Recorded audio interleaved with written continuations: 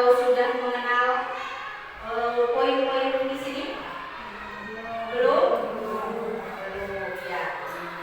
Kita bahas satu persatu. Mungkin di sini kita akan menjelaskan tentang perubahan paradigma belajar.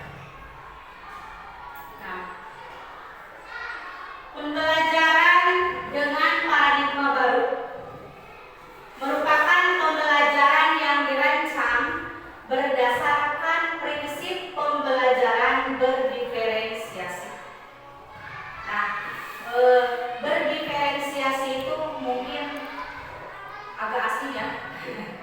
Asing nggak Bu? Asing. Iya. Padahal itu kita selalu melakukannya. Berdiferensiasi itu adalah memenuhi kebutuhan belajar siswa.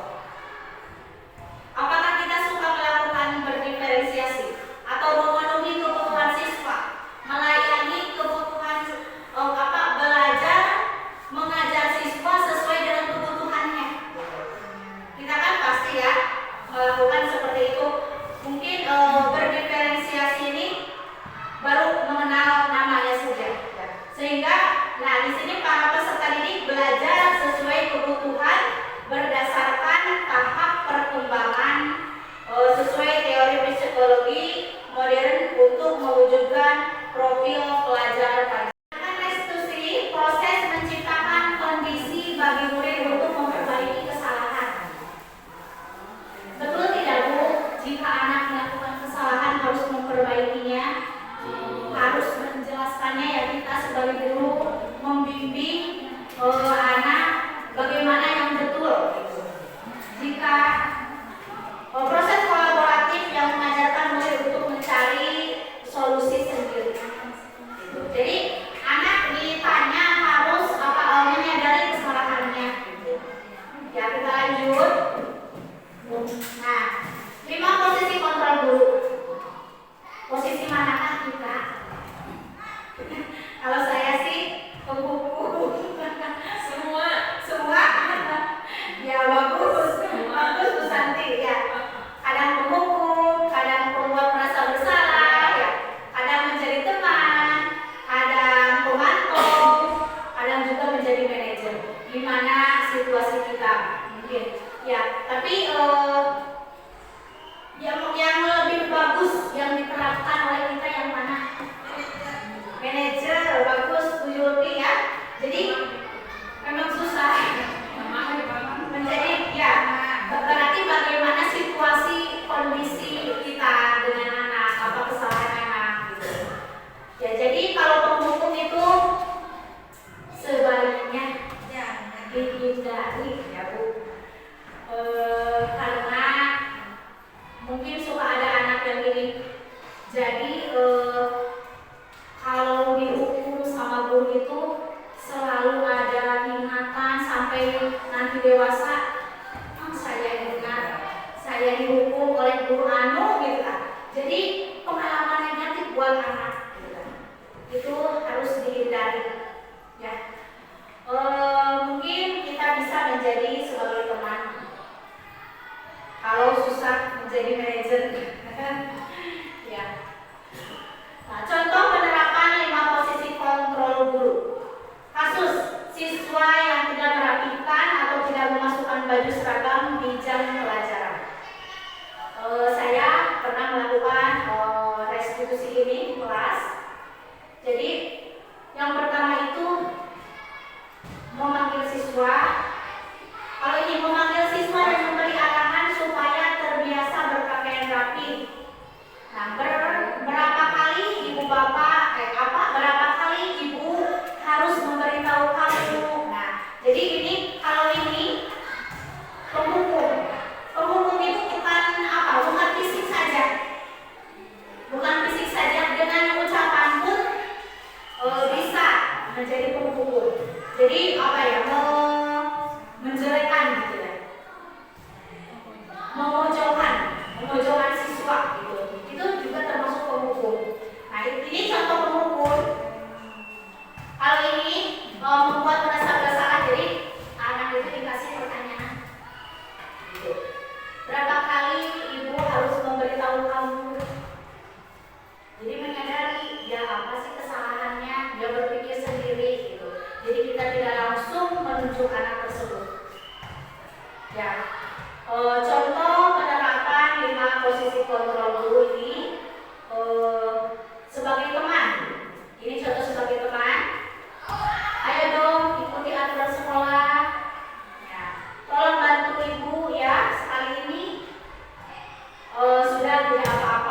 Lain kali jangan sampai berbuat seperti itu lagi. Jadi kita ini memposisikan sebagai teman, tapi mereka menyadari kesalahannya.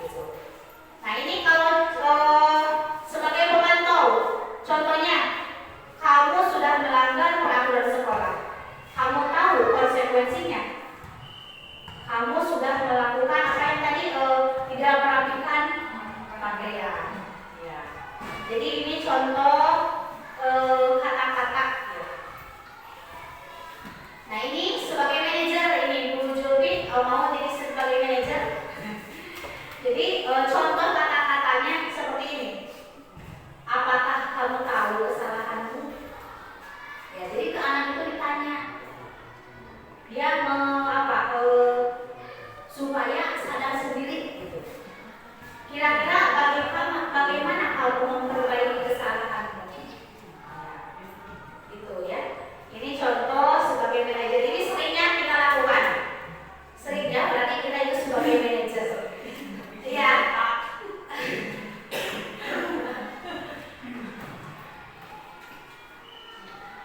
Nah, saya kecewa. Contoh ini posisi kontrol apakah aku?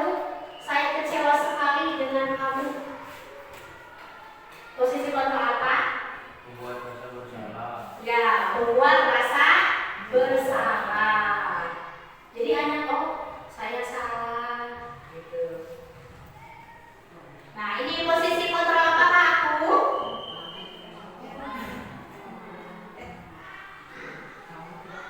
Kamu tidak pernah benar melakukannya. Jadi ini anak itu mematikan motivasi anak ya. Jadi ini apa? Penghukum ya. Penghukum, jadi anak teh drop. Jadi tidak ada salahnya saya ini, tidak ada benarnya saya ini. Jadi itu. Jadi dicap gurunya seperti itu. Selalu salah di matamu. Ya. Nah, ini posisi kontrol apakah? Apa rencanamu untuk menyelesaikan masalah ini? Teman? Betul? Manajer apa teman? Manajer. Ya, jadi menyadari anak harus memperbaikinya seperti apa gitu. Ayolah lakukan demi ibu sebagai teman. Ya. Nah, kalau ini bagaimana? Kamu tidak pernah, mungkin itu saja yang dapat saya sampaikan. Wassalamualaikum warahmatullahi wabarakatuh. Saya kembalikan kepada moderator.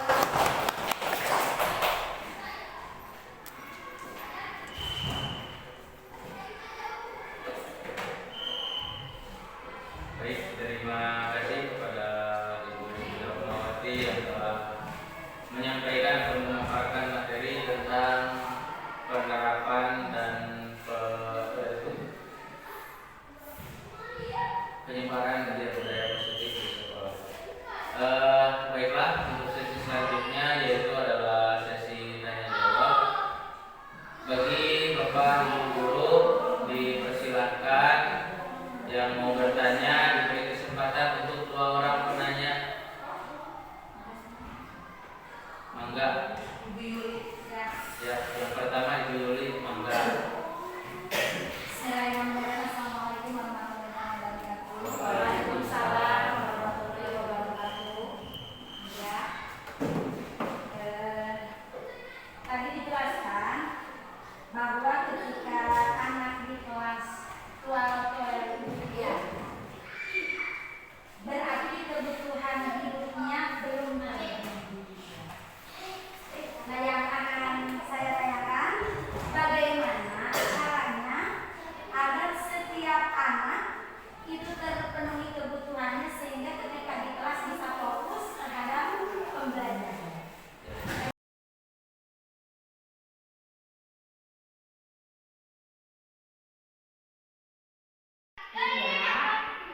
Tadi Ibu mendengar dari ketua kelas, katanya kamu habis berangkat ya?